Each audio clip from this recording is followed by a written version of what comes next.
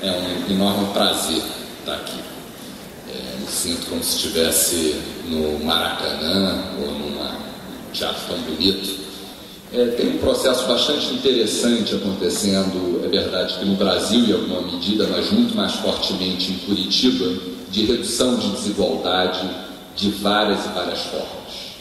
O que Curitiba está vivendo, depois eu vou detalhar isso, é um processo de crescimento de renda.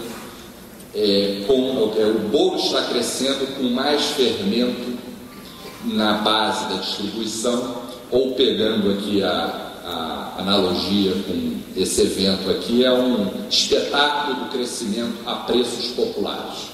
Então cresce mais na base, isso é uma coisa rara, talvez não tanto em Curitiba, que já era um lugar com menor desigualdade do que o nosso país, que é muito desigual, apesar da desigualdade ter caído no país inteiro. Acho que é uma coisa que me orgulha muito da nossa geração, que eu estou tentando observar o processo de 10, entrando no 11º ano de redução de desigualdade, mas acho que vocês, como curitibanos, em particular como servidores dessa cidade, têm muito orgulho de observar isso, de poder presenciar, vivenciar e contribuir, né, de uma maneira decisiva, cada um no seu trabalho, para esse cenário. Quer dizer, como é que está Curitiba na fotografia nacional? Dados do censo recém-publicados.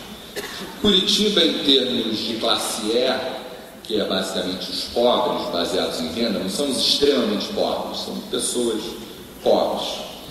É o 5.270 do ranking de 5.560. Na classe D, é um dos últimos, no bom sentido do ranking, de onde tem menos pessoas de classe baixa. Ranking de classe C, eu tinha uma ideia de que Curitiba, até pela sua inicial, poderia ser um lugar que tivesse bastante classe C, etc. Não é tanto, é 2.200. Curitiba se destaca em classe B e em classe A. Tá? O 17º em classe B e 11º em classe A do Brasil. Em classe AB, na combinação dos dois, é o 10º. Então, de todos esses, Curitiba está o melhor no ranking em termos de classe AB, as pessoas que moram em famílias com renda acima de 6.900, é o 13º em renda média do país. Qual é, para mim, algo que me preocupa mais na política municipal, política pública brasileira municipal, é a questão de educação. O Brasil tem uma estrutura de educação onde quase 90% das crianças do Brasil inteiro estão em escolas públicas e 10% nas escolas particulares do Brasil. As escolas particulares, ela tem uma qualidade média europeia. A nota de aprendizado dos alunos é como se fosse da Europa. Enquanto as escolas públicas, é uma média de 0 a 10, 6 nas escolas públicas privadas, brasileiras. As escolas públicas é 3,5. Então você tem um sistema, como essa cidade tem, de qualidade na educação pública, é alguma coisa, eu acho que esse é o verdadeiro, não é uma fotografia da desigualdade da Belíndia brasileira, essa diferença entre escola pública e privada. Isso na verdade, é o trailer da vida que essas pessoas vão viver dos dois lados da fronteira dessa Belíndia. Quem tem filho em escola pública no Brasil tem um desempenho pior do que aquele que tem filho em escola privada. Quem tem dinheiro banca a continuidade das condições de vida dos seus filhos, nada mais importante que a educação. Então acho que é muito importante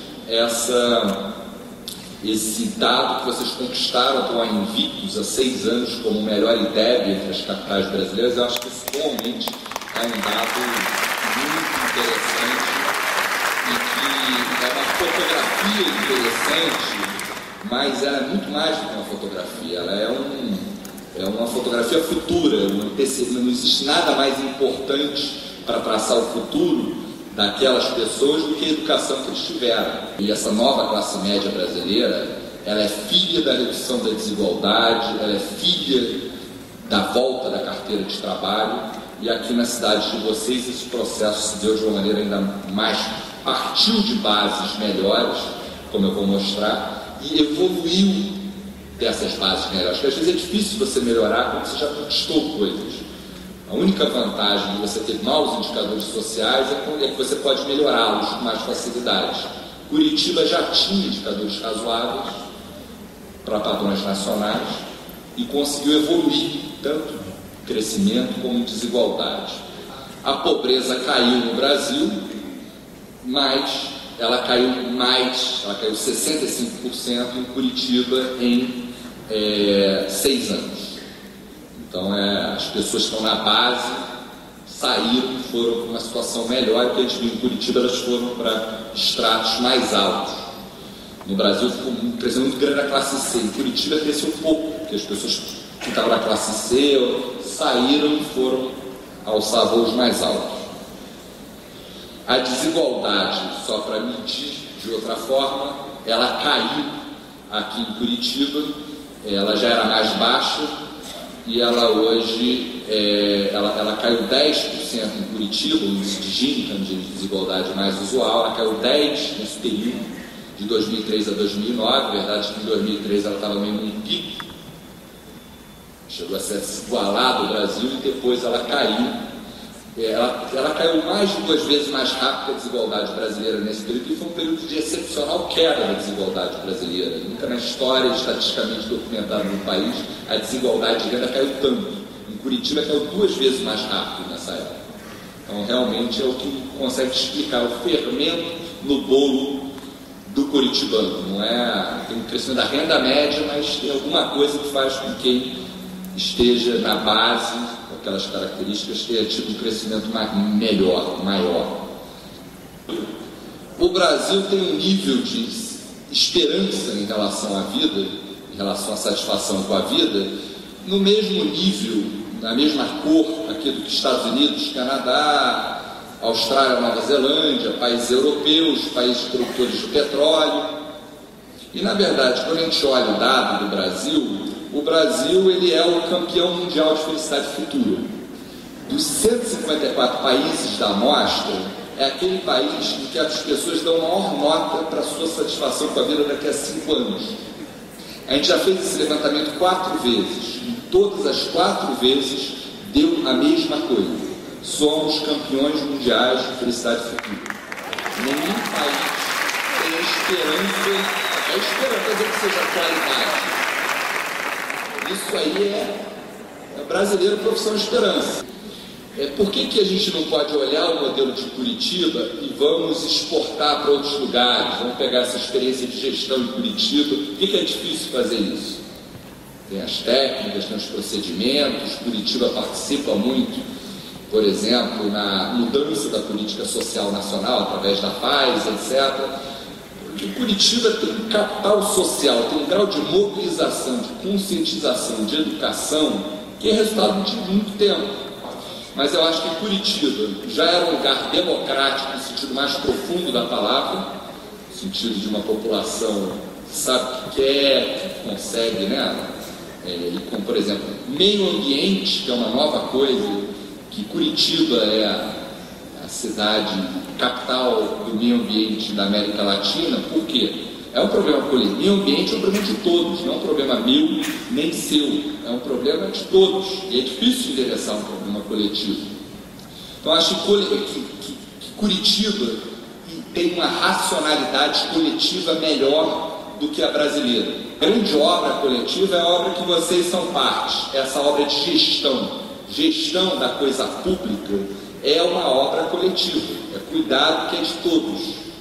Então, acho que Curitiba consegue ter esse nível de desenvolvimento econômico e social não só alto como em evolução por conta da sua... Curitiba consegue se enxergar um pouco esse paradoxo, que a minha vida está boa e a cidade, acho que vocês têm orgulho da cidade, vocês dão uma nota, minha impressão, não fiz uma pesquisa sistemática, acho que a nota que vocês dão para a cidade é parecida com a nota que vocês dão para a vida de vocês. Eu acho que não tem essa incongruência que existe no Brasil. Essa é a minha interpretação livre.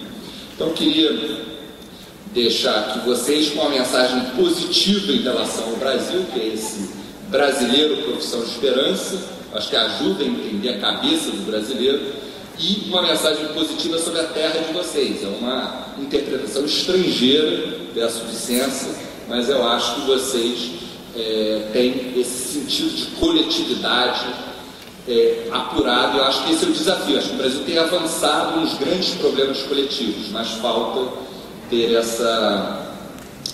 dar esse salto. A boa notícia é que tem muitos saltos ainda para se dar. Acho que a lição curitibana é essa lição de coletividade, de bens públicos, de gestão pública. Então, agradeço aqui a oportunidade, agradeço o convite, deixo aqui o meu e-mail, meu site, e fico à disposição para perguntas. É um prazer estar aqui com vocês.